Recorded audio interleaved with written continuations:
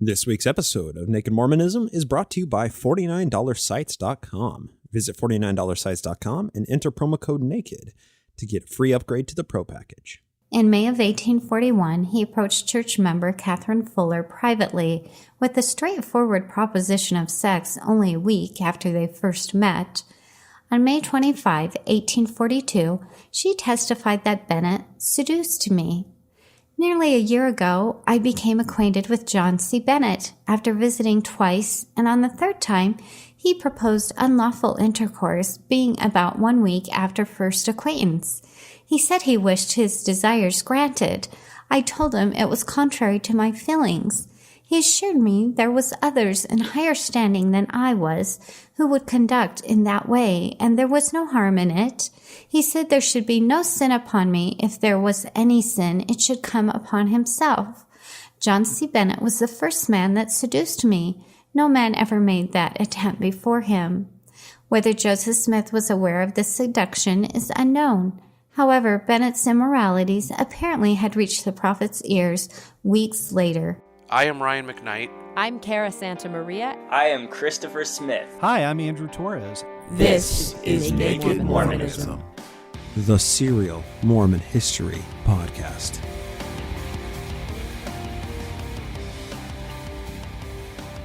Today we'll be discussing an aspect of Mormon history which will overwhelm our narrative for the rest of 1842.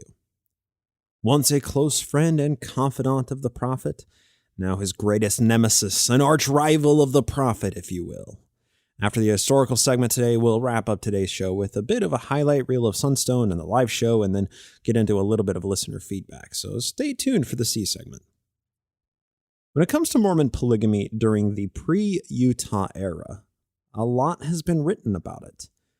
Historians have been working for a century and a half to either prove or disprove that Joseph Smith and select Mormon elite were practicing polygamy to some extent, and we're going to take on the subject as our focus for today, as the story has developed significantly into the spring of 1842. To preface the essay for today, we have a certain advantage when it comes to examining Nauvoo polygamy that many historians don't have. What I mean by that is most historians who've covered Nauvoo polygamy have done so with an agenda to either prove that what Joseph Smith was doing was sanctioned of God, or that he wasn't practicing it in general if the historian comes from the RLDS tradition.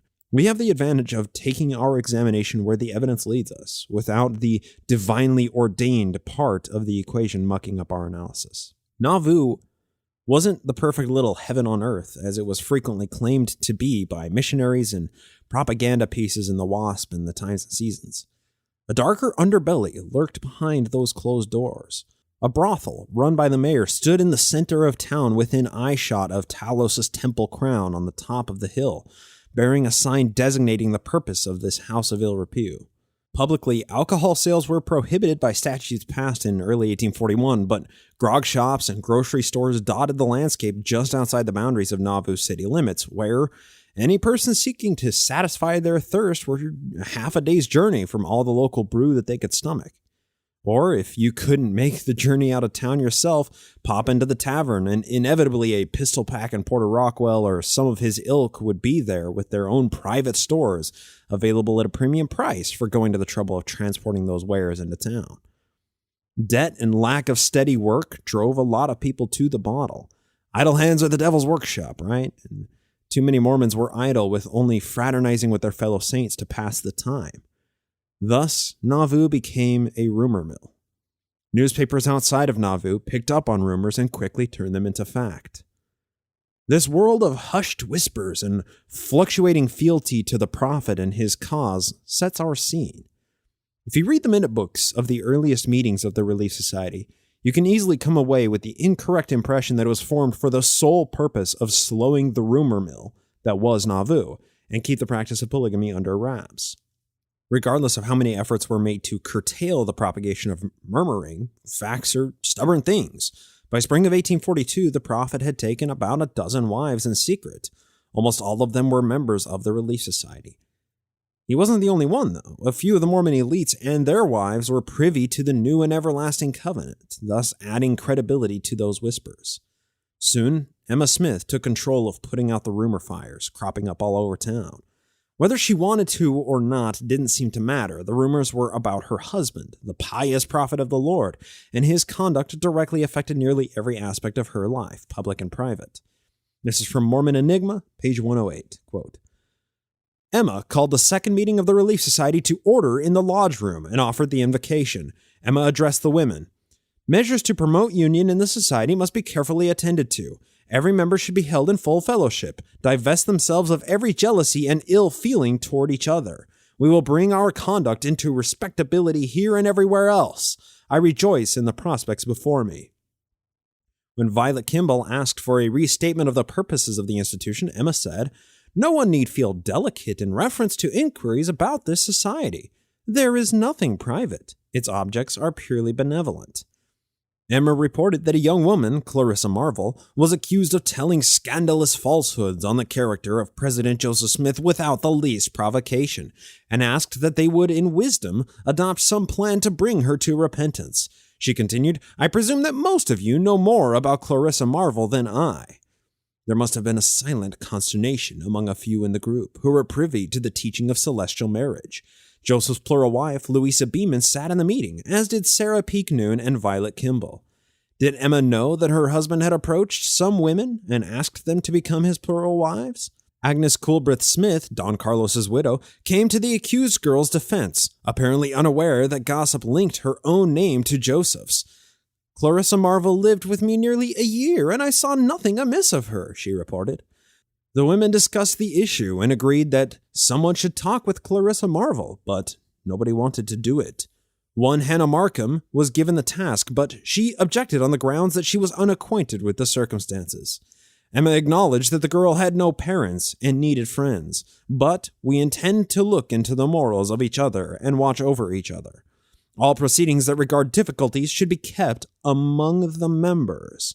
None can object to telling the good, but withhold the evil. End quote. Springtime 1842 brought with it continually increasing rumors.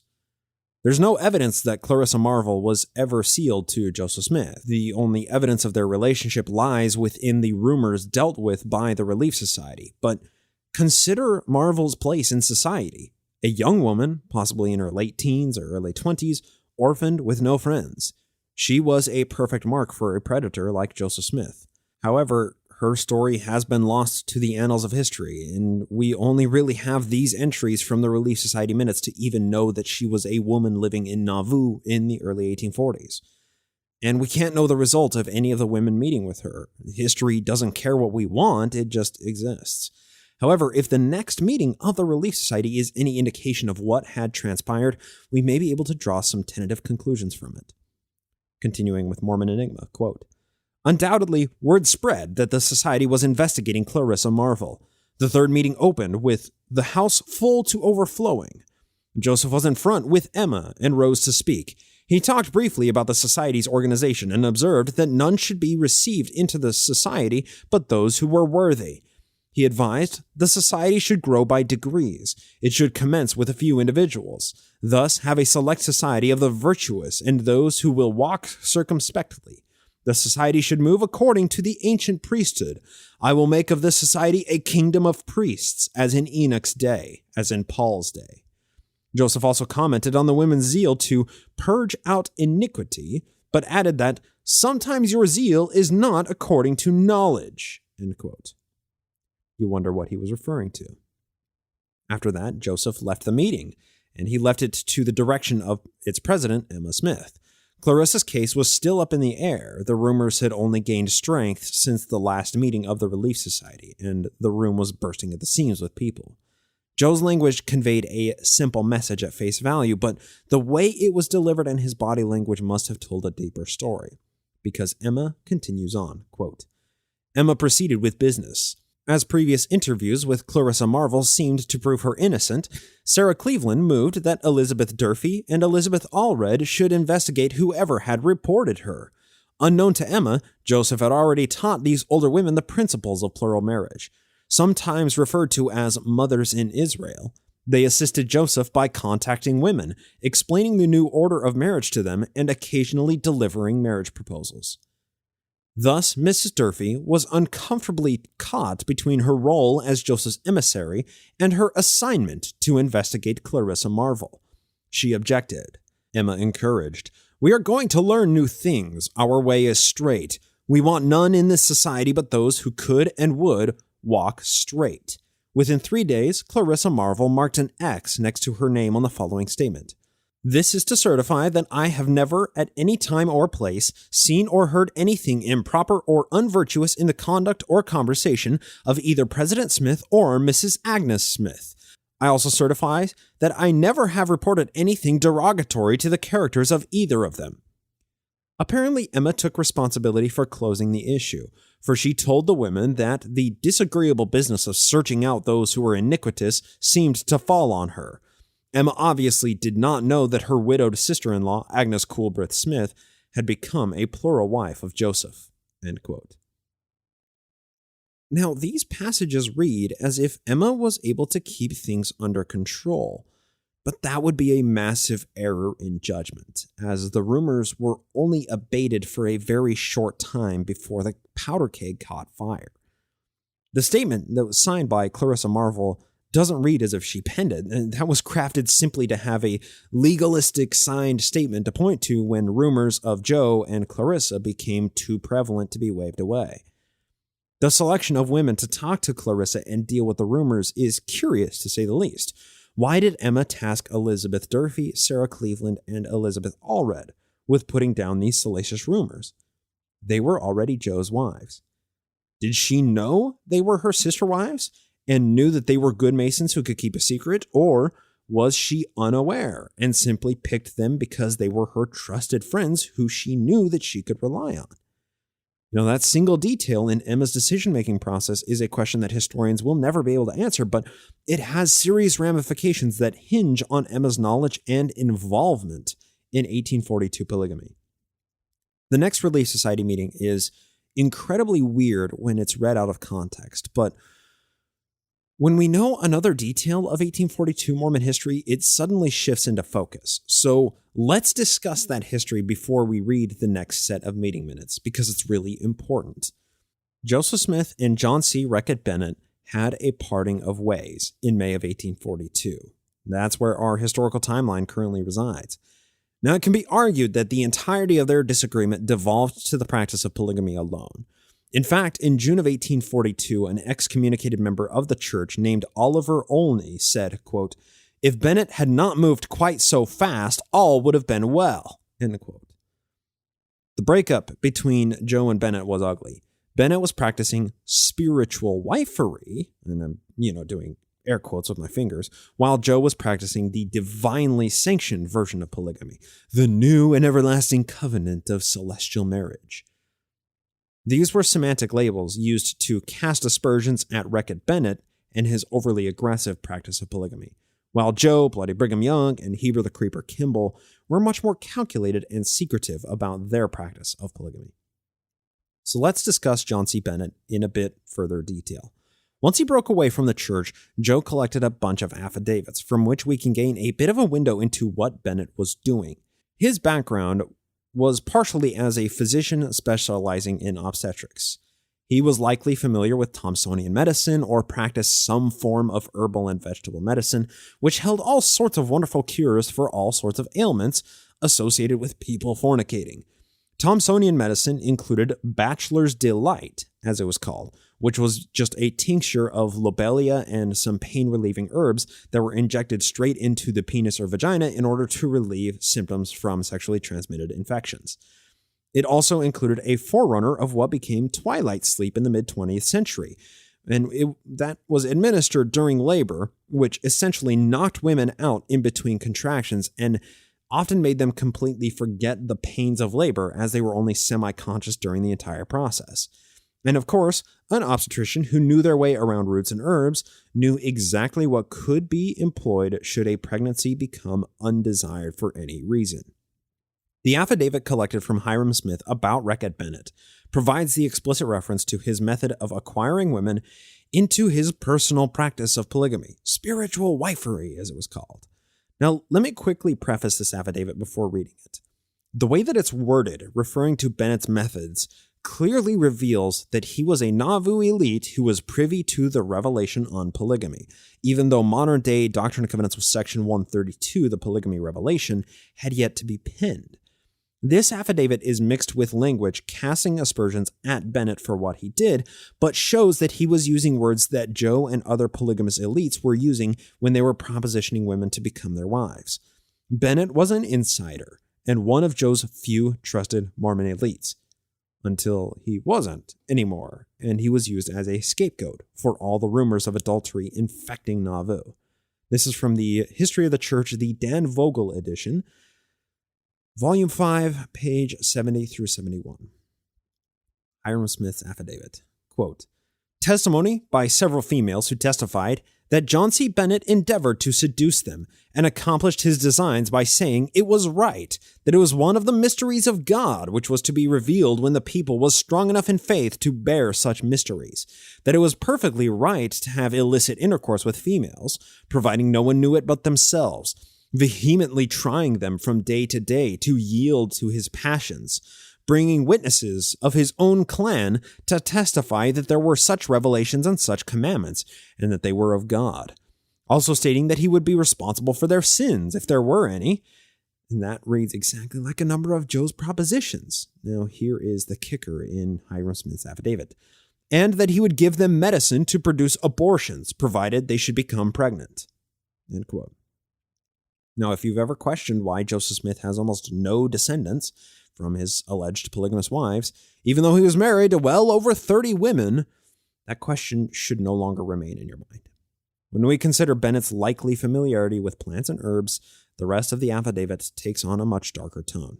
Quote, one of these witnesses, a married woman that he attended upon in his professional capacity whilst she was sick, stated that he made proposals to her of a similar nature. He told her that he wished her husband was dead, and that if he was dead, he would marry her and clear out with her. He also begged her permission to give him medicine to that effect. He did try to give him medicine to kill this woman's husband, I might add, but he would not take it.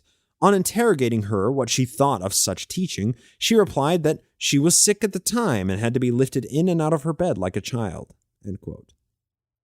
The rest of the affidavit reveals how much Bennett was becoming the sacrificial lamb for Nauvoo polygamy by July of 1842 when the affidavit was taken.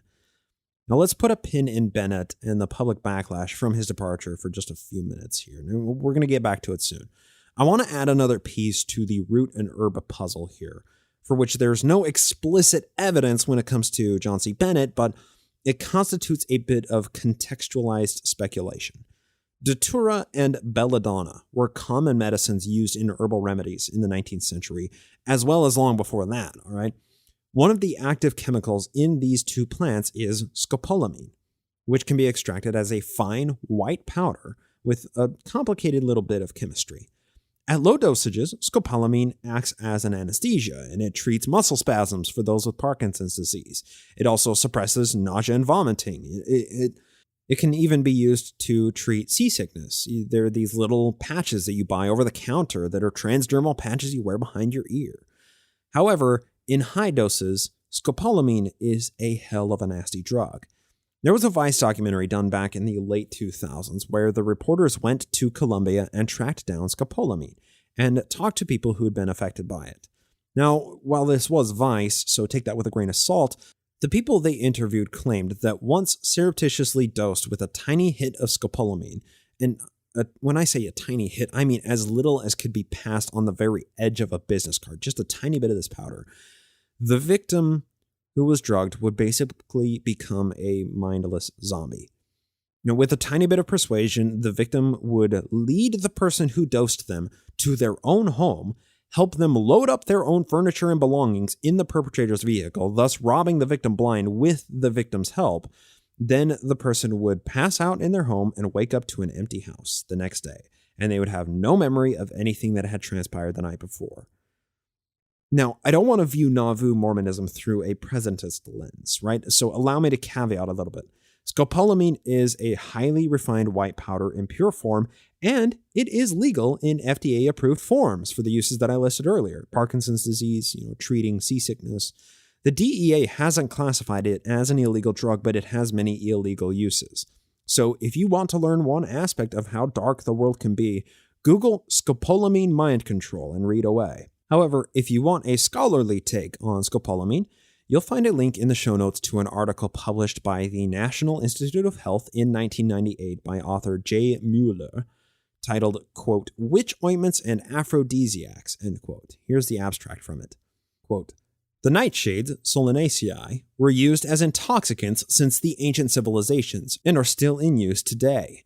Their alkaloids, atropine and scopolamine, were the major active substances of the ointments of witches of medieval anesthetics and of modern poisons for murder.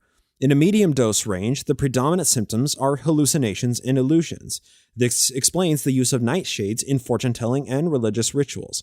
In higher doses, the alkaloids produce coma and apnea. Scopolamine enjoyed a particular popularity as a poison for murder. In the 19th century, the nightshade alkaloids were also in clinical use. This article focuses on the medical history of the psychosis due to intoxication with solanaceae. End quote.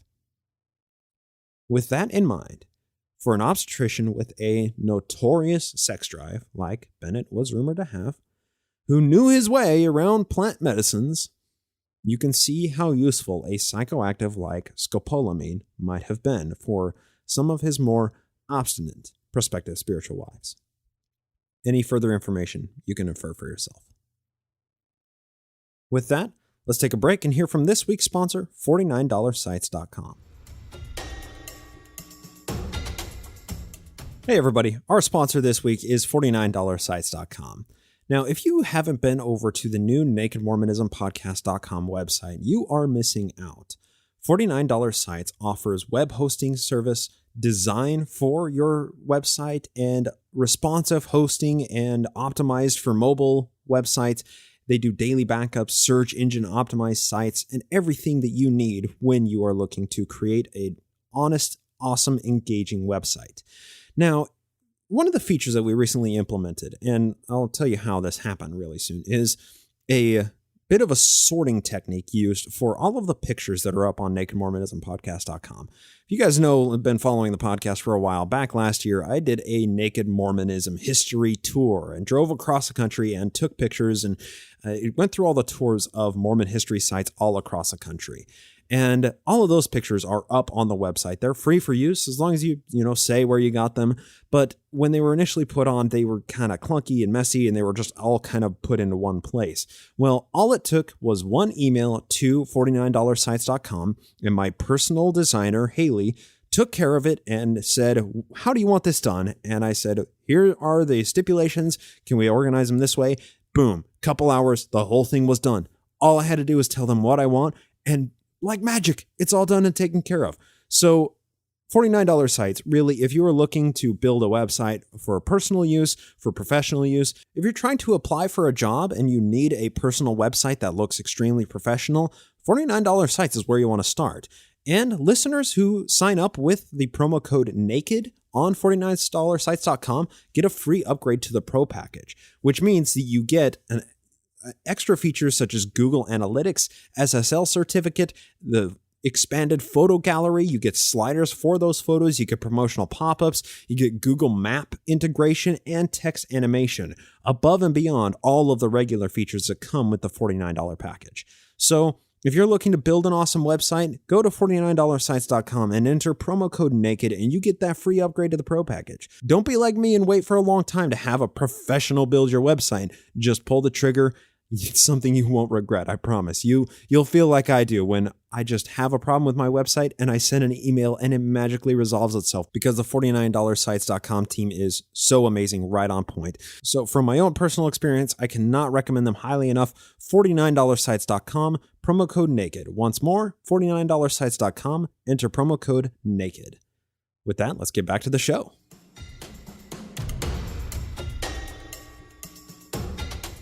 Let's pull the pin right back out of Bennett. Okay, so as far as aborting pregnancies specifically are concerned, a few other affidavits collected in 1842 reveal his other methods of causing abortion for the express purpose of concealing polygamous relationships from the public, to make sure there isn't any of that hard evidence thing that substantiates those rumors.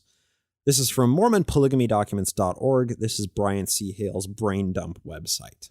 Quote, also, Mrs. Zuriah Goddard affirmed on August 28, 1842, quote, Mrs. Pratt stated to me that Dr. Bennett told her that he could cause abortion with perfect safety to the mother at any stage of pregnancy, and that he had frequently destroyed and removed infants before their time to prevent exposure of the parties. Exposure of the parties, all those salacious rumors, and that he had instrument for that purpose, etc. Sarah Pratt described the instrument Bennett may have used, quote, a pretty long instrument of a kind I had never seen before. It seemed to be of steel and was crooked at one end, end quote.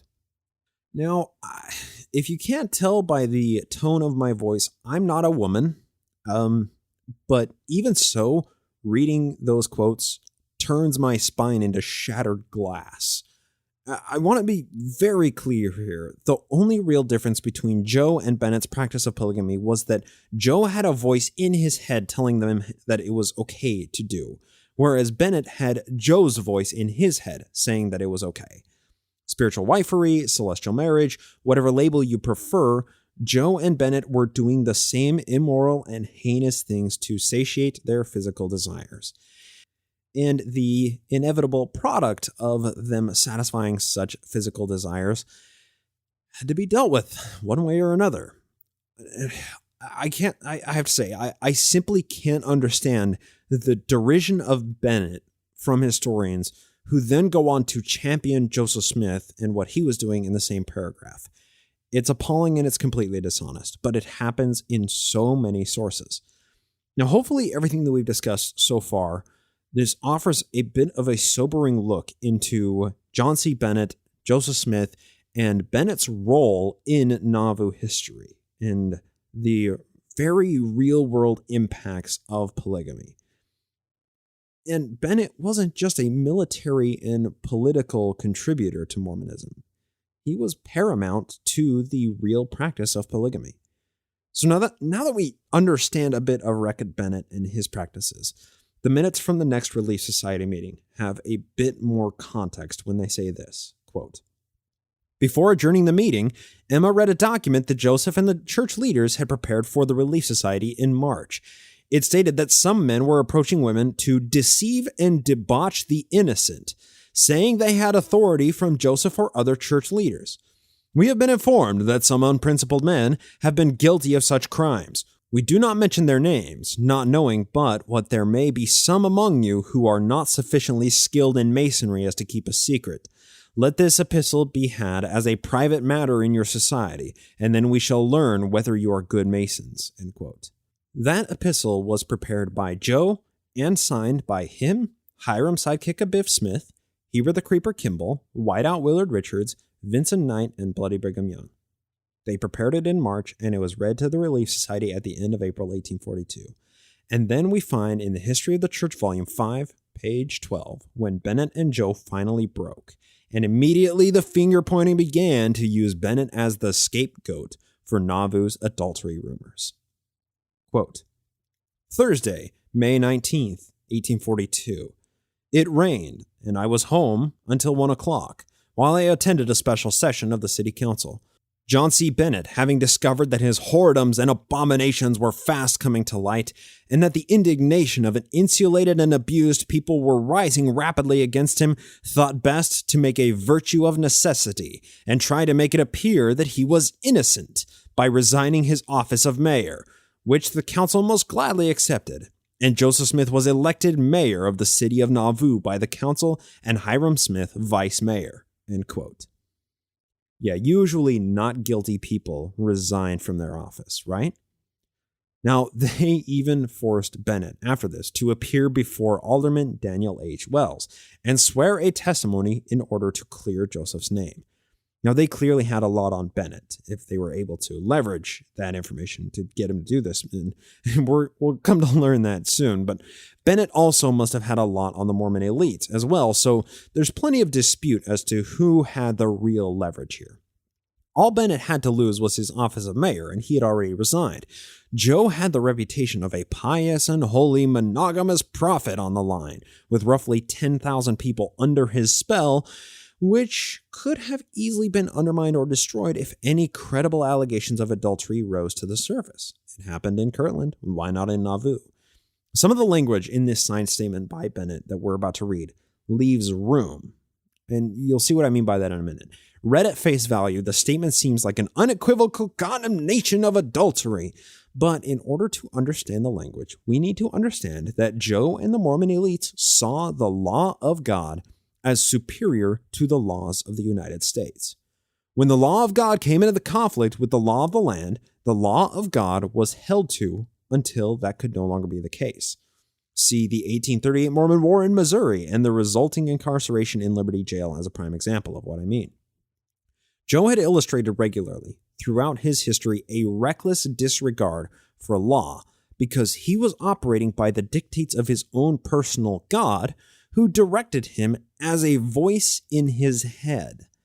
So when it comes to what was considered illegal or illicit intercourse with females in this statement, we have to judge it by what standard of laws it was considered illegal. If it was seen as good in the eyes of the Lord, as had been repeatedly justified by Joseph Smith up to this point, the practice of celestial marriage wasn't illegal or illicit intercourse with females. Adultery was illegal. Spiritual wifery was illegal. Celestial marriage, however, is not only sanctioned by God and therefore illegal, but explicitly commanded by God in order to achieve celestial glory. Quote, John C. Bennett, who, being duly sworn according to law, deposeth and saith that he never was taught anything in the least contrary to the strictest principles of the gospel, or of virtue, or of the laws of God or man, under any circumstances or upon any occasion, either directly or indirectly, in word or deed, by Joseph Smith, and that he never knew the said Smith to countenance any improper conduct whatever, either in public or private, and that he never did teach to me in private that an illegal, illicit intercourse with females was, under any circumstances, justifiable, and that I never knew him so to teach others. Signed, John C. Bennett. End quote. With that signed statement, Bennett's role in the Mormon hierarchy was erased. We'll eventually get into the way that his history was treated in later documentation through the history of the church, and we'll see just how extensive the whiteout of Bennett's role in Mormonism really comes into play. I mean, think about this. Zoom out a little bit. Bennett, once the highest governmental authority and second in military command to Joseph Smith, a powerful member of the Mormon elite, was now used up and thrown aside after the sins of the Mormon forefathers were cast upon him and the blighted scapegoat was removed from his positions of influence and authority.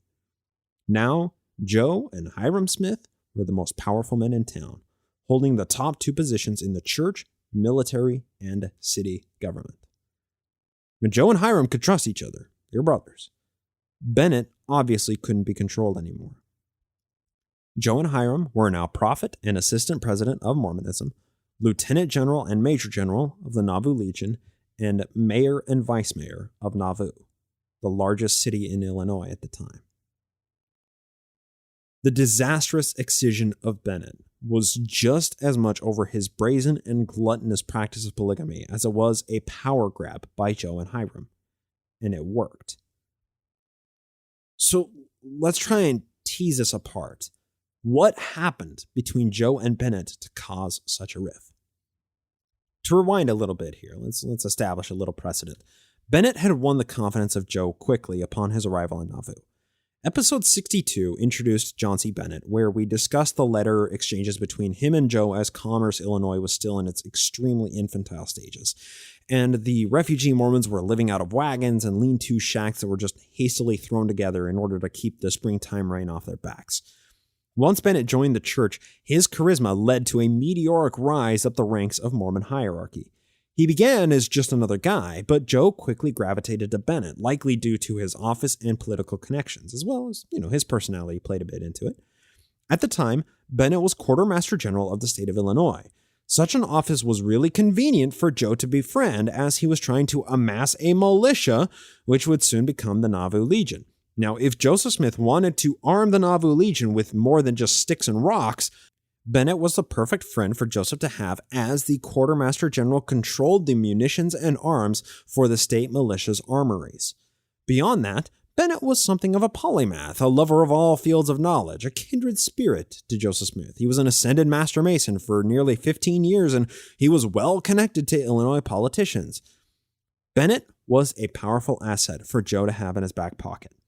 Autumn of 1840 came around, and the Mormon leadership wanted to have Commerce turned into a recognized city of the state of Illinois. We covered this back in episode 66, God Mode Joe, where Bennett and Robert B. Thompson worked under the direction of Joseph Smith to draft the Nauvoo Charter. Bennett took the charter to Springville and got it passed, thus officially establishing the city of Nauvoo, the beautiful place. Establishing various public work projects and organizations, it sanctioned legal taxation, and it granted a legal militia called the Nauvoo Legion. Bennett was paramount to the success of the charter being passed, and he probably pulled a few political favors just to get it approved and pushed through so quickly in the final weeks of 1840. January 1841 rolled around. Bennett presented the Nauvoo Charter to the Mormon High Council as his and Jo's own creation, and suddenly Bennett had a special place in Jo's heart as somebody who could be trusted to execute whatever task he was given for the benefit of the saints. Because Nauvoo was so destitute and so few homes existed, Bennett moved in with the Smiths and lived with them for over 2 years. According to Newell and Avery in Mormon Enigma, Emma didn't like Reckitt Bennett, but held her tongue. Quote, "The year of Joseph Sr.'s death, John Cook Bennett arrived in Nauvoo, joined the church, and found a temporary place to live in Emma's home. About 5 feet 9 inches tall, a handsome man with graying dark hair and black eyes, he was broad-shouldered, with trim waist and hips. His face was rather thin, his mouth tight-lipped, and his manner ingratiating and smoothly polite. He had an air about him that annoyed Emma, and young Joseph recalled that she disliked him from the very first. Although Bennett made much of his abilities as a physician when he came to Nauvoo, Emma distrusted him enough to refuse to take his prescribed medicine during an illness. He lost further influence with her when he pulled young Joseph's tooth with a turnkey, and the boy bled severely before a solution made of saltpeter on leather shaving finally checked the bleeding. Bennett had better luck with the community as a whole when he offered the suffering Mormons quinine for their malaria. After he found another place to live, he still took many of his meals at Emma's house. Young Joseph recalled that his mother would set a loaf of her bread in front of the fire until the end was toasted brown, then cut off a thin slice and replace the loaf. Thus, she prepared Bennett's supper of toasted bread and milk, just as he liked it.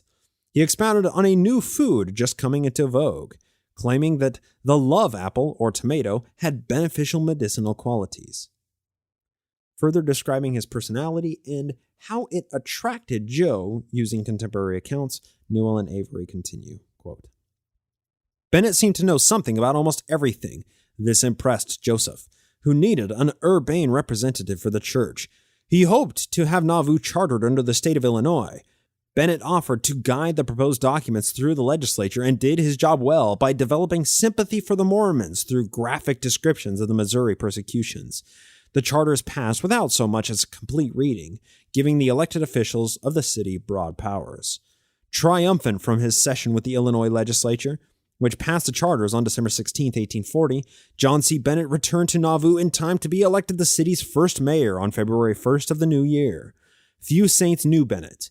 That he secured such a high office so rapidly suggests that Joseph trusted him implicitly and had spoken on his behalf." End quote. Now, to summarize, as far as his office of Quartermaster General goes, a person isn't elected or appointed to that office without military training. Although he was never involved in any war or real conflict, Bennett passed his military training to the Mormon leadership in organizing the Nauvoo Legion with officers and their own companies, and he helped organize multiple public marches to display the power of the Legion at full steam.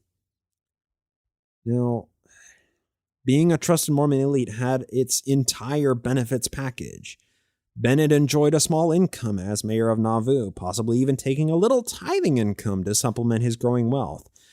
A pleasant bit of fraternity with the other Mormon elites, an exemption from commandments that were followed by the rank-and-file Mormons who were mindlessly following the prophet as they'd been doing for years by this point. And polygamy. That was part of the Mormon elite package. The Mormon elites enjoyed the benefits of polygamy and rarely suffered any consequences. By the time Jo and Reckitt Bennett had their falling out, Jo had relationships with at least 10 women, possibly as many as 14 that are documentable, which says nothing of any of his mistresses or any of the trips that the prophet may have made to Nauvoo's brothel, which was owned and run by Reckitt Bennett. Bloody Brigham Young had already locked Martha Brotherton up in the upper floor of the red brick store and propositioned her with the help of Jo. She was a whole 17 years old when that happened. Awesome, right?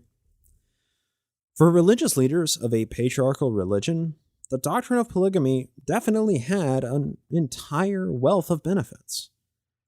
Now, I want to deal with a bit of apologetics here, okay? It's often claimed with a few quotes to substantiate it that the men who were commanded by the Lord to practice polygamy overwhelmingly were opposed to it. Brigham Young said that when he learned of polygamy, that it was the first time that he desired the grave. Now, we can obviously argue and bicker about where that opposition came from, what it was, what rationale they were using to oppose the practice of polygamy, but Jo had a hard time telling Emma about polygamy because he knew that she wouldn't understand that polygamy was a commandment from God, but Jo had to practice polygamy because it was a commandment from God, right? Regardless of what Emma and the Mormons thought of it, he was forced to practice it because of the voice in his head. The Mormon hierarchy were forced to practice polygamy because it was a sole divine commandment from on high. Their status and the benefits of having so many secret partners had absolutely no influence on the revelation coming forward, of course. Right? Hopefully you can see the error in logic here. It's putting the cart before the horse. If you view Jo's 100+ revelations through a naturalistic lens, you see just how self-serving many of them are, and the polygamy revelation was no different. It was very self-serving. So let's follow that line of naturalistic logic where it leads us. Of course, Emma was opposed to Jo taking 30+ wives, while she was commanded to, quote, cleave to her husband and none else, end quote. Further, Reckitt Bennett at this time was unhinged, probably propositioning dozens of women, which inevitably would blow the cover of the other men who were taking wives, and they were able to keep it under wraps enough for that information to be no more than idle rumors. So once it became public that Bennett was propositioning so many women to have these adulterous affairs, it required Jo and the other elites to distance themselves so as not to be looped in with the saintly scoundrel, as he's been labeled by Mormon historians since he broke off from the church. Thus, the term spiritual wifery was used as a derogatory label against Reckitt Bennett and William Smith and any of the other Mormon elite who were exposed, while the term new and everlasting covenant or celestial marriage was manufactured to label just those celestial polygamous marriages which were sanctioned or commanded by God. Joseph, he was the guy. He was the gatekeeper of all polygamous marriages. Much of the existing scholarship concerning Reckitt Bennett and polygamy has drawn a difference between what Jo was doing as divine commandment and what Bennett was doing as just wanting to sleep with as many women as he could. We won't waste our time with such absurdities here, except to understand how Bennett and the fallout following his disaffection was dealt with by Jo and the remaining elites at the time who were practicing polygamy. Jo and Reckitt Bennett were kindred spirits in more ways than we can imagine. Their relationship had been waning for some time by the spring of 1842.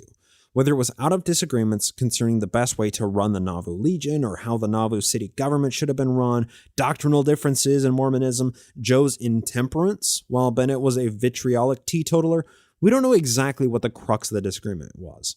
What historians can be sure of is that Bennett was too open and brazen with his spiritual wifery system, which threatened the fragile system of secrecy Jo had been constructing for the past 6 years, which was known as celestial marriage. Honestly, considering the women Jo had propositioned leading up to the spring of 1842, he'd been cultivating relationships and grooming these women for years.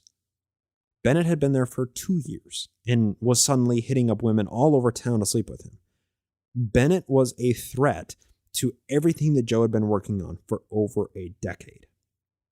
Add into the mix the fact that Bennett was running a brothel in Nauvoo to connect any of the Mormon elites or any visiting wealthy men or politicians with quick satisfaction of their lusts. Bennett was completely rogue and could no longer be trusted to keep polygamy secret. But the divide between Jo and Bennett was recent. Their relationship prior to this vicious breakup was more than just friendly acquaintances. Articulating Jo and Bennett's relationship is a letter that was printed in the History of the Saints, 1842. This was sent from George W. Robinson, which is Hingepin Rigdon's son-in-law, to one James Arlington Bennett, no relation to John C. Bennett. It wraps their relationship around the story of Jo propositioning Nancy Rigdon, which is Hingepin Rigdon's daughter. The author of this, George W. Robinson, is a first-hand witness of the events described, and he wrote this a mere few weeks after it occurred. This is an incredibly reliable document, and it offers some crucial details on the relationship that Joseph Smith and John C. Bennett shared prior to their falling out. Quote, Smith and Bennett have always been on friendly terms and were together a great deal. And I have no doubt but that Bennett was Smith's confidant in nearly all things. It appears from General Bennett's story that Smith sent for Miss Rigdon, took her into another room, and locked the door. She repulsed him and was about to raise the neighbors if he did not unlock the door. She left, came home, and told her father of the transaction, upon which Smith was sent for. He came. She told the tale in the presence of all the family, and to Smith's face. I was present. Smith attempted to deny it at first, and face her down with the lie, but she told the facts with so much earnestness, and the fact of a letter being present, which he had caused to be written to her on the same subject, the day after the attempt made on her virtue, breathing the same spirit, and which he had fondly hoped was destroyed, all came with such a force that he could not withstand the testimony, and he then and there acknowledged that every word of Miss Rigdon's testimony was true. Now for his excuse, which he made for such a base attempt and for using the name of the Lord in vain on that occasion, he wished to ascertain whether she was virtuous or not, and took that course to learn the facts. I would say, sir, that I have reason to believe General Bennett's story in the disclosures of Smith's rascality. Although I am not a witness to all of the facts, yet I am to some. Prior to spring of 1842, Jo and Bennett were best buds, with similar goals in mind. We can't escape that fact. All the worst qualities which have been ascribed to Bennett after the fact were exhibited at some level at different times by Joseph Smith. Bennett was just a brazen, distilled version of Jo's worst qualities, but that makes them more similar than it does different. They were both scoundrels. To complicate things further, it should be noted that Bennett may have had some dreams of being the head of Nauvoo at some point. At least he may have wanted Jo out of the way and probably would allow the chips to fall where they may. As second in command over the Nauvoo Legion and mayor of Nauvoo and assistant president of Mormonism, if some tragedy happened to befall Joseph and he was conveniently no longer the leader of the town or the religion, Bennett stood in a calculated position to usurp all of Jo's power and authority. A Nauvoo Legion sham battle demonstration was set to happen on May 7, 1842. The Nauvoo Legion had conducted a number of parades and whatnot, including the July 4th celebrations and a major demonstration during the Nauvoo Temple cornerstone laying ceremony, so this parade and sham battle was nothing out of the ordinary. During the demonstrations and parades, Jo would be in full lieutenant general regalia, decorated with his pistols and military sword, riding his horse at the head of the legion, or standing atop a stage making a grand speech of all sorts. During all of these, Reckitt Bennett, as Major General, would be at his right hand in his military dress. Once again, this is from Newell and Avery in Mormon Enigma. Quote, Joseph wore a blue coat, gold-colored epaulets, high black boots, and a sweeping hat topped with ostrich feathers. He carried an impressive sword. Only John C. Bennett outshone him, resplendent in gold braids, buttons, and tassels. Emma and the wives of other distinguished officers accompanied their companions on parade. One woman later wrote of Emma's fondness for horses and said she could manage them well in riding or driving. Many can recall seeing her mounted on horseback beside her husband in military parade, and a grander couple could nowhere be found. She always dressed becomingly, and a riding costume showed off her shapely figure to the best advantage." End quote. This military parade, however, was different. Something smelled fishy. Jo and his instincts hadn't let him down yet, so maybe he should trust them this time. His journal read as follows at the end of April 1842, a mere week before this sham battle was set to take place. Quote, "A conspiracy against the peace of my family was made manifest, and it gave me some trouble to counteract the design of certain base individuals and restore peace. The Lord makes manifest to me many things, which is not wisdom for me to make public." Quote. We can rest assured, the conspiracy to which he referred was orchestrated by Bennett. Bennett had specific instructions for his commanding officer, Lieutenant General Joseph Smith. At the behest of Bennett, Jo was supposed to stand in a specific place during the sham battle. Jo's seer senses must have been tingling, and he decided it would be better to be stationed at a place where he would be able to watch his own back. But Bennett's odd request didn't escape his notice nor recollection in his journal for the day. Quote, "Why did Bennett request me to command one of the cohorts, and also to take my position without my staff, during the sham battle on the 7th of May, 1842, where my life might have been forfeited and no man have known who did the deed?" End quote. That was from B.H. Roberts, The Rise and Fall of Nauvoo. The Bennett nuke had gone off. And finally, his Nemo nickname truly comes into play, as Bennett truly wrecked it all. The fallout wasn't fully understood by mid-May of 1842, when Bennett submitted his resignation from the office of mayor, probably under duress. The distinction between Bennett's spiritual wifery and Jo's celestial marriage hadn't even been crafted yet in public parlance, as the vast scope of the impact of his adultery was only starting to be understood. In June of 1842, Jo wrote a letter to Governor Carlin of Missouri, detailing some of these early arguments used to distance Bennett and his practices of adultery from the practices of adultery of the other Mormon elites.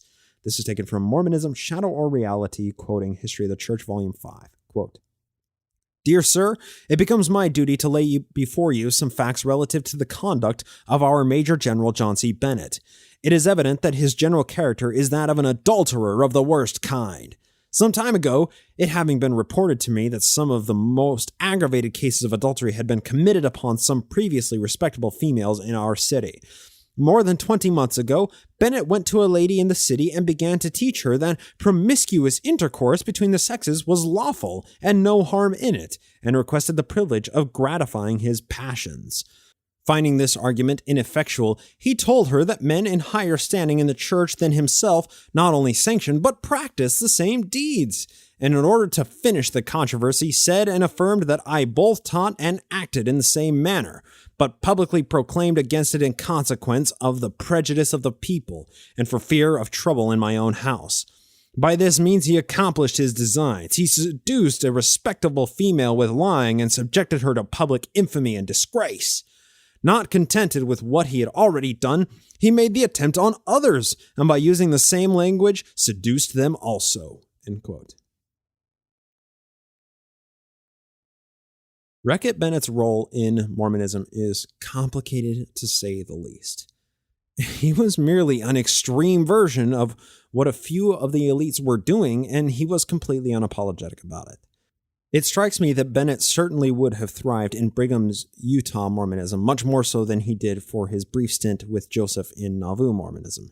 He exhibited a number of useful qualities which would have caused Brigham to gravitate towards garnering his favor and, of course, rewarding him with all the property and wives, as was typical for Utah Mormon elites who carried out Brigham's reign. However, Bennett's personality created conflicts, as he was beholden to none other than himself. He was an opportunist at heart, and only seized said opportunities when it would do him well.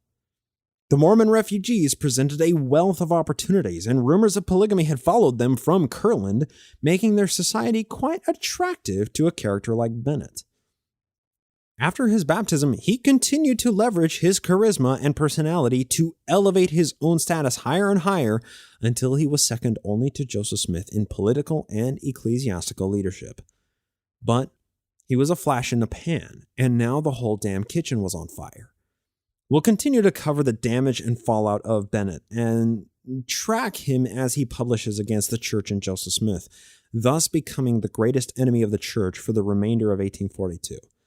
Eventually, he published his 300-plus page expose on the church titled History of the Saints, for which historians owe a great debt to Bennett. Without his expose, a number of aspects of the history of Nauvoo polygamy would still be shrouded in historical mystery.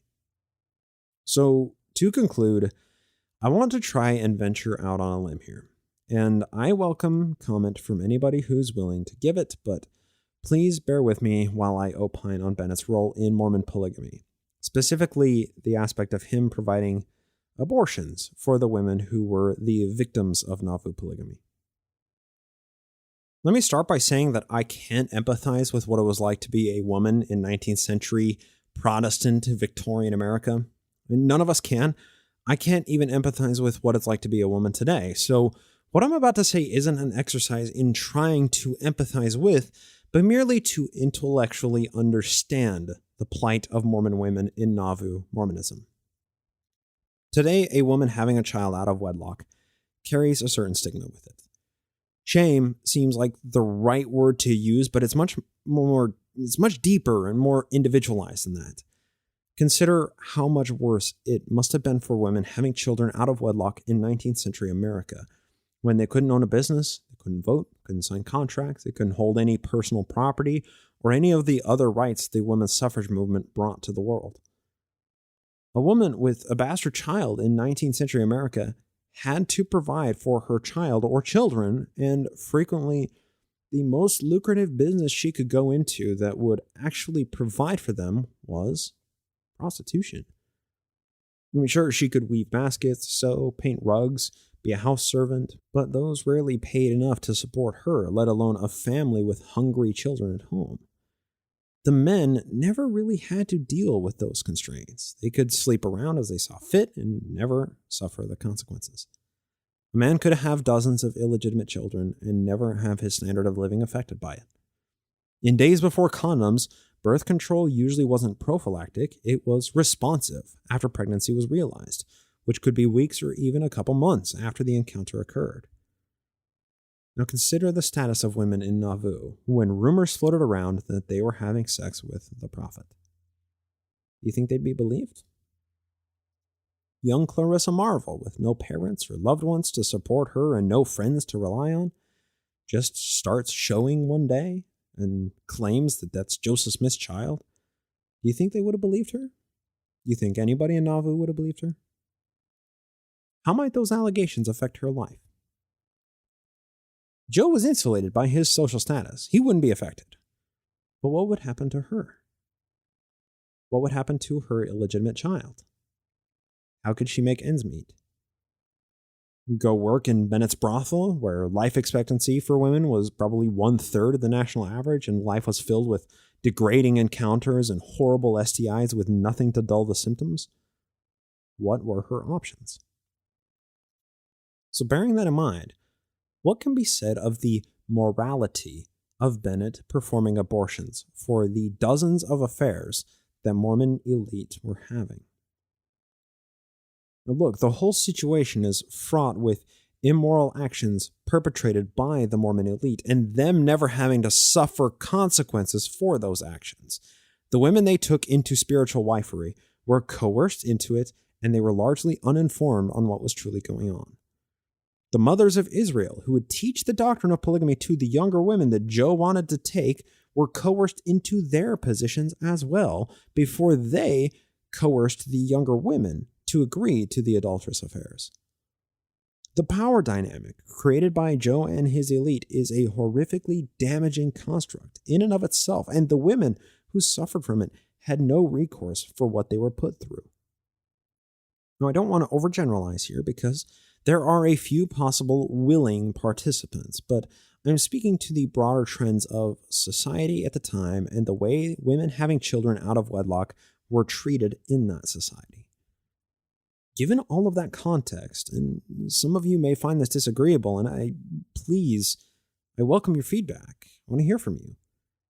But wasn't it, given everything that was going on, wasn't it the most moral thing for these women to undergo abortions, given what life held for them if they had that child? Now, to make it even more complicated, they had absolutely no decision-making power in all of it. I mean, the women who were victims of Joseph Smith or any of the Mormon elite had no choice in the proposal, in the marriage, in the intercourse, or whether or not they kept the child. Everything about that whole process was at the control of the men and completely broken and immoral.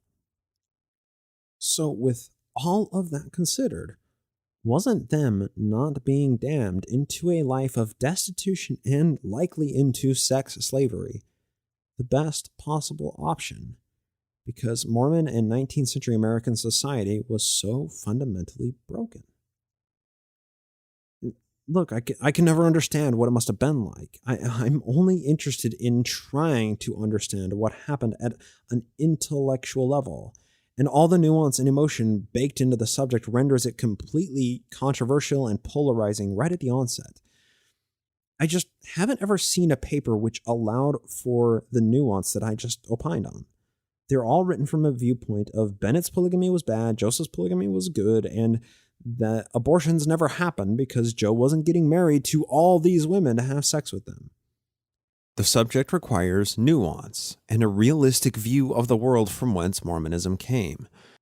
But what is that world? I think it's important to recognize what was really going on in Nauvoo Mormonism because it informs us why the church is the way it is today. Joseph Smith was a sexual predator. We simply can't escape that fact. He was surrounded by sexual predators. For all his flaws, his predatory practices may truly be the most heinous and evil of all, and what has impacted the most people directly since the foundation of the church. Let's bring it in today. We see the uprising of people speaking out about the church and its practices when it comes to how the church deals with sexuality. Sam Young and Protect LDS Children, he's on a hunger strike right now to get bishops' interviews policies changed.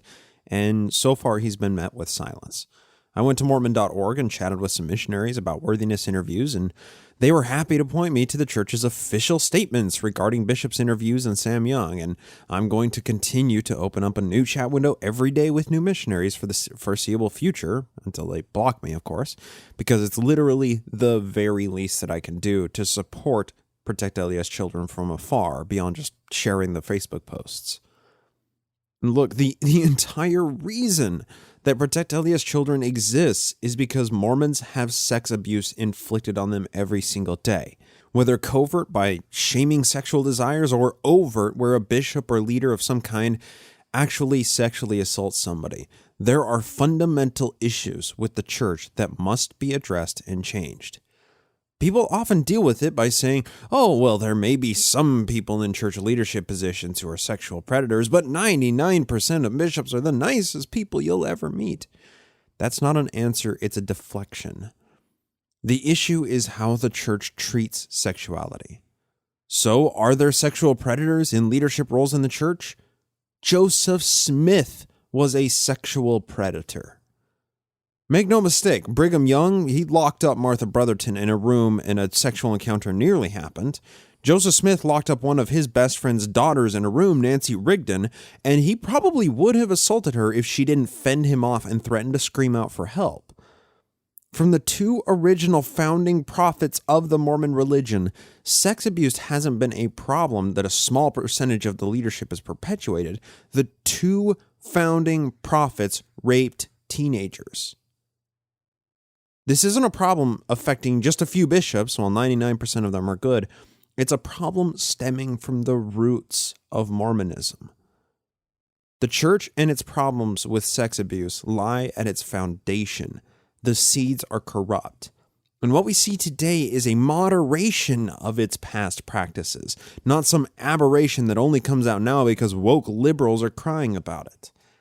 Sex abuse, whether that's as simple as shaming a person's sexual desires or its literal overt assault, is an issue the church has been wrestling with since September of 1830. Millions of people have lived and died as members since then, and they've all grown up with a warped perspective of what human sexuality is, but it's much deeper than that. Some unknown percentage of Mormons have been directly sexually abused by Mormon leadership figures, who have used their status in the community to coerce these people and create a situation where the assault could take place. Joseph Smith raped early Mormon women. People are raped today in the church, and as we've seen repeatedly, the church has likely paid out billions of dollars in settlements to cover up for those abuses. That's where your tithing money goes. Well, what can we say? Salt Lake City isn't the perfect little heaven on earth, as it's frequently claimed to be by missionaries and propaganda pieces in the Ensign or Deseret News. A darker underbelly lurks behind those closed doors.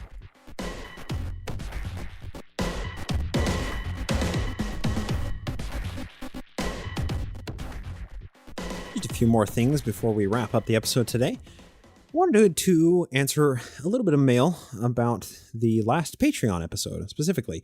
Now, really quickly, Sunstone was absolutely crazy, and I'm going to talk about the behind-the-scenes stuff of Sunstone for Patreon listeners of this episode. So if you are a supporter on patreon.com/nakedmormonism, be sure you're listening on that feed because you get a ton of extra content. But anyway, episodes 113 and 14 with Will Bagley, I made the mistake of releasing episode 113 everywhere except for on Patreon. So I was made aware the week after when I released episode 114, somebody said, I thought you went on vacation or for Sunstone that you weren't going to release an episode, but I see 114 on my Patreon feed, whereas 113. It was at that point I realized that 113 never aired. I never posted it.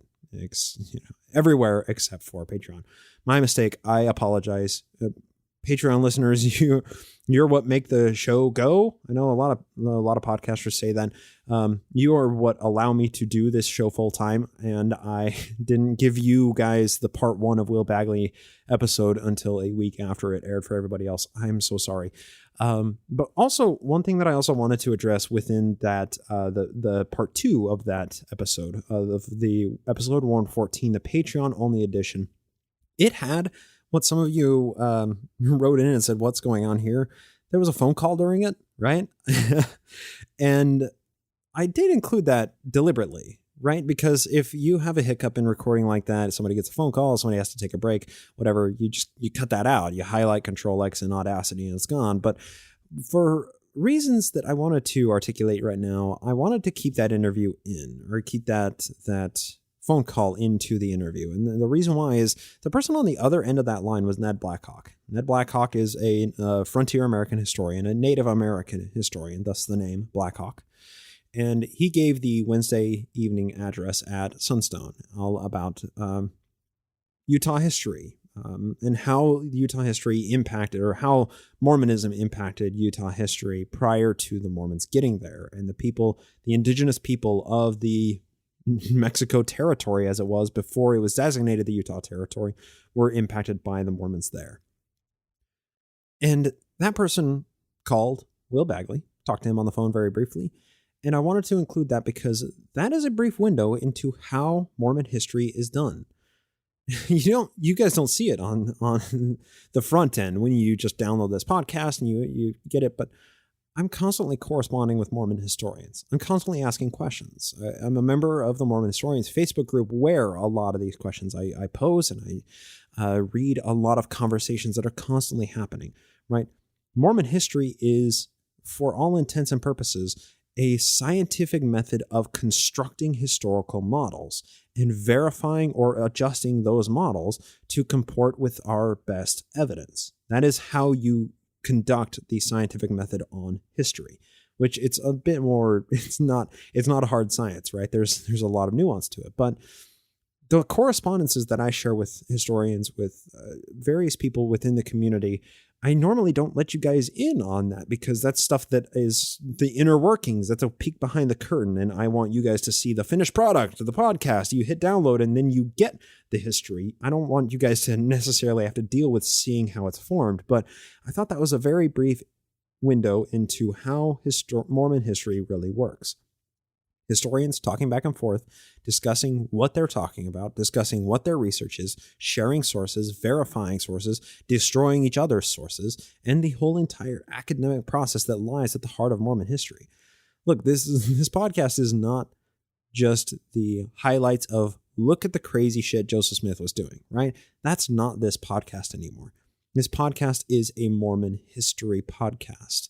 Now, it's not the Mormon history podcast of here are the low-hanging fruit, here are the differing First Division accounts, here's the Fanny Alger affair. That's what it started as.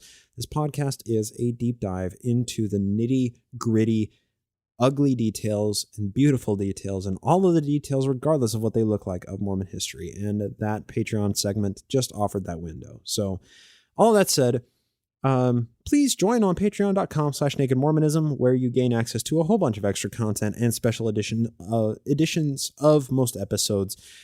Just like we had, I have to go back a little bit here. We have Devin Walker, Jennifer, who I've shared a bunch of correspondence with on Facebook. Thank you, Jennifer. As well as Tim the Little Factory Foreman. Nice little hit of Boyd K. Packer there, and nicely done. We also have Kent, a pledge edit by Shane Toon, and a new pledge by Easton. So to all of you, thank you so much for pledging to support the show at patreon.com/nakedmormonism. Hope you enjoy all the extra content that you get over there. We're about to wrap up with the NAMO Book Club, the John Whitmer history, and then I'm thinking we're just going to dive into reading the history of the saints, make a whole deal out of John C. Bennett. It's a long reading, but if you want to listen to it, pledge over to support at patreon.com. You get access to all of those NAMO book clubs, as well as our NAMO Home Evenings. Now we have our NAMO Home Evening. That's our monthly hangout with live Q&A with featured special guests. That's going to be happening on Monday, the 13th, beginning at 6 p.m. Pacific Standard Time. If you are a supporter on patreon.com, you're going to get an email a few hours before letting you know here's the link to join up. We're starting at this time. Our special guest is going to be Mr. Atheist, who just had me over on his YouTube channel where we talked about the political rise of Joseph Smith, and he had it featuring Naked Mormonism. So if you want to see that video, it's up on YouTube, or you can check the social media pages. I shared it all over Facebook and Twitter. You can find it through there as well. And then Mr. Atheist will be our featured guest for our next NAMO Home Evening. Be keeping an eye on your inbox. Also, I was on Mormon Enforcement of Zelf on the Shelf. We did let's just say an interview. I don't know if it's a fun interview. We did an interview. I sure thought that it came out quite well. So huge thanks to Tanner and Sam for inviting me into their recording studio where we had a good bit of fun talking Mormon enforcement. I was a dirty, filthy apostate. Now, with all that said, that's everything that I wanted to cover just as a wrap up. And last thing that I want to talk about here, got an email in, and this is actually from, I want to say it's Rhiannon. That's the best way I can pronounce it. I'm sorry if I messed up your name, Rhiannon. They sent in this email, and they actually sent in a couple of emails. In the second email, I just replied with, I can't reply to this in writing because it's too much. Can I just answer it on air? So they asked a few questions, actually. They said, hey, I also meant to ask you, what do you think of Lucy Mack's manifesto and the claim that the entire family wrote the Book of Mormon and together formed the church with Joseph Smith as the public figurehead? Do you think that holds validity? Now, this is an interesting proposition that has only recently come up in the field of Mormon historians. I have tried to pay attention to the debates about it as much as possible, but as it stands right now, the consensus of the Mormon historical community is there's not enough evidence to claim for a fact that the entire Smith family wrote the Book of Mormon, and that it was essentially the idea of the entire family, mainly at the hands of Lucy Mack and Joseph Sr., that Joseph Smith start their religion with Joseph as a figurehead. It's controversial, right? It shifts the focus away from Joseph Smith being the figurehead, but still it's plausible. I don't have enough knowledge to comment on it, but there was a word study or WordPress study that was done on it recently, analyzing the writing styles of the other Smith family members and correlating those to certain sections in the Book of Mormon, certain books that were, subwritten within the Book of Mormon. And there was high correlation found. And well, unfortunately, those studies are not open and shut. We can draw correlations, but we can't always draw causation from word studies like that. It's really nuanced. So with all that said, I'm going to withhold judgment until more facts come to light and the historical community has had more time to deliberate on this. Now, the next question that Rhiannon asked was also, do you think Joseph truly did this just to make money? They go on to say, at no point in his life with the church did it seem that he was ever going to get rich quick, and the whole thing just seemed to cause endless problems, so on and so forth. Get this question a lot. I believe that Joseph Smith was fairly sincere in a number of his things, but he was also very self-serving, and there isn't just a simple way of writing the whole thing off. He was just doing it to deceive people so he could make money. A number of things he did look like he did want to just make money, trying to sell the Book of Mormon copyright in Canada before it was done being printed. That looks like he was just going for a money grab, right? There are a number of aspects that look like that. And if you read through the Doctrine and Covenants, it just looks so self-serving, right? But I also believe that at some level, he was a sincere believer in a number of things that he did. And when he wasn't a sincere believer in something he did it anyway, and then somehow made his beliefs comport to whatever he did. For some reason, Joseph, I don't think he was ever felt like he was in the wrong. He was just doing whatever he wanted. Now, the next person that Rhiannon asked was, there are the plates themselves. There's evidence that he had tools with which to fabricate a set of gold-appearing plates, but being that so few people saw it, and the fact that Martin Harris admitted that he only saw them with his mind's eye, maybe they never existed to begin with, not even a prop. Now, how I deal with that is in the 1830 deliberation of Joseph Smith being arrested. I think it was in the South Bainbridge trial. It was one of the trials. Josiah Stowell actually testified in Joseph Smith's favor. He said that he saw the corner of the plates and they were of a greenish cast. He saw them uncovered. Greenish cast seems to ring true, as if Joe scavenged up some sheet metal, possibly tin or a copper alloy that had oxidized, and that he cut it. He had the tools because the Smiths had a cooper shop on their property. He had the tools to cut these and to bend rings around them and punch holes in them to make them look and feel like a set of plates, but not to appear as gold. I don't know what he would have used in order to make them appear as gold, which explains why people were only able to view them through the spiritual eyes or when they were covered over by a cloth. That allows for him to actually have a prop, as well as allows people to having saw them with their spiritual eyes. When you see something under a cloth and you really believe that those are gold plates and you're hopped up on entheogens, sure, you may very well hallucinate that there are gold plates sitting in that box, even if you are not looking at a box that is open. So all that said, there's obviously a lot of nuance to this, and hopefully I addressed your questions. There are a couple others. Maybe I will save those for another time, possibly in another format. But thank you so much, Rhiannon, for emailing and for your correspondence. I really hope to speak with you in the future. With all of that, let's finally shut it down for the night. Patreon supporters, you get a little extra snippet about the back scenes of Sunstone. So thank you all so much for listening, and hope to talk to you next time here on the Naked Mormonism Podcast.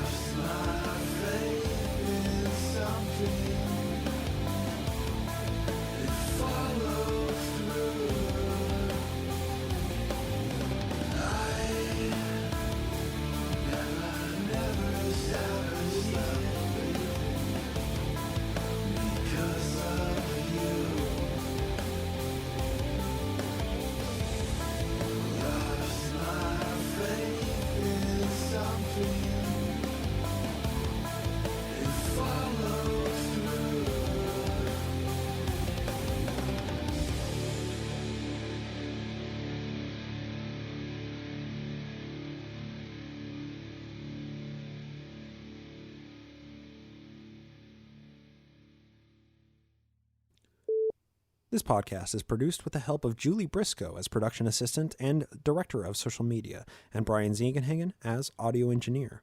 Music is produced by Jason Camo from aloststateofmind.com and is used with permission. Naked Mormonism is a production of Ground Gnome Studios, LLC, copyright 2018, all rights reserved.